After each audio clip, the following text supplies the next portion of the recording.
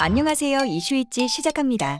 여러분, 문재인 정부가 고용률을 높이기 위해 덩굴 제거 아르바이트와 대학교 강의실 불끄기 아르바이트를 대거 양산했다는 사실 알고 계십니까? 먼저 문재인 정부는 일자리 정부를 자처하며 취임 직후 대통령 직속 일자리위원회라는 정부 기구를 설립했습니다. 문 대통령 스스로가 위원장을 맡았고 청와대 집무실에 일자리 현황판을 붙이며 일자리를 챙기는 모습을 보여줬는데요. 하지만 결과는 고용 참사였습니다. 숫자 채우기에 급급했기 때문입니다. 문재인 정부는 덩굴 제거 단기 아르바이트와 영농 폐기물 처리 알바, 대학교 강의실 불끄기 아르바이트, 산불 감시원, 조류 독감 예방철새 감시원, 청소요원, 해양 쓰레기 처리 일자리, 독거노인 전수조사 등등 초단기 아르바이트를 수백, 수천, 수만 개 만들었습니다. 덩굴 뽑기와 농촌 폐기물 소각 같은 이런 초단기 일자리 1335개를 위해 산림청은 예비비를 얼마 타갔을까요? 놀랍게도 이 일자리에 32억 3,800만 원이 소비됐습니다. 산림청뿐만이 아닌데요. 농식품부는 192억 6,500만 원, 복지부는 61억 1,100만 원, 행안부는 18억 8,300만 원, 환경부는 31억 7,600만 원, 해수부는 34억 2,400만 원 등등 정부는 총 561억 4,600만 원의 예비비를 지출했습니다.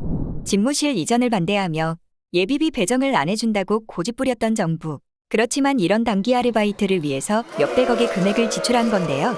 국가 비상금인 예비비를 일자리 부풀리기에 시도하며 문재인 정부가 예비비를 마치 쌈짓돈 마냥 쓴 것입니다. 국민 혈세로 일자리 만들기에 나선 덕분에 고용시장은 양적으로는 2017년 이전 수준을 회복했지만 질적으로는 제조업 일자리와 30, 40대 일자리가 감소하는 등 최악을 면치 못했습니다. 그런데도 황덕순 청와대 일자리 수석은 고용 회복세가 뚜렷하다며 자화자찬을 늘어놓았습니다.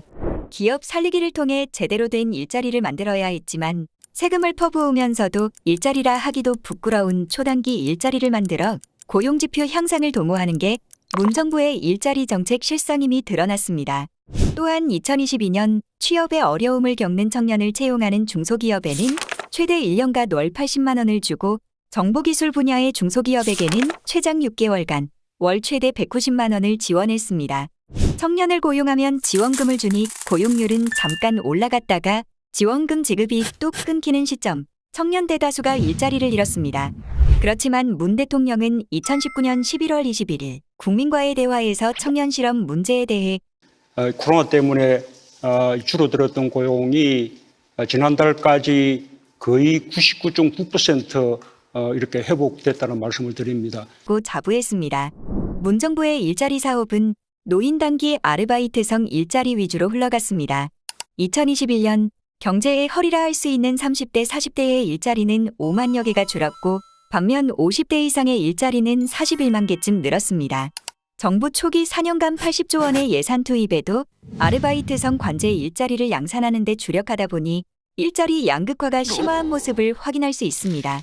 문정부 초기 4년간 쏟아부은 일자리 예산은 2017년 15조 9,452억 원, 2018년 18조 181억 원, 2019년 21조 2,374억 원, 2020년 25조 4,998억 원으로 4년간 80조 7천억 원에 달합니다.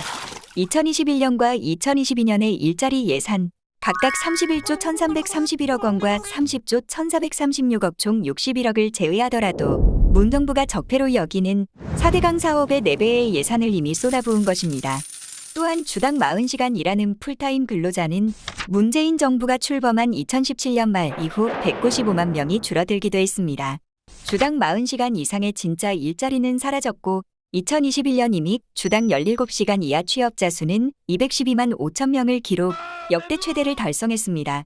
문재인 정부는 단기 일자리 창출만큼 공공부문 일자리 사업에도 치중했습니다.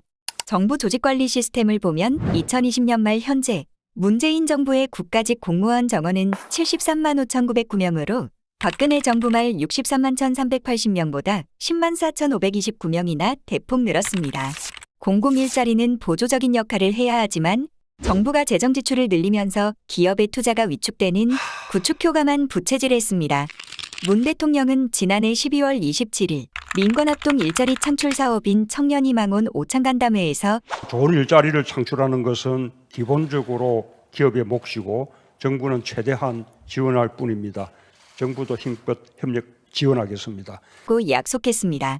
양질의 일자리를 만드는 것은 결국 기업이라는 것을 깨닫는데 5년여를 허송세월한 건데요.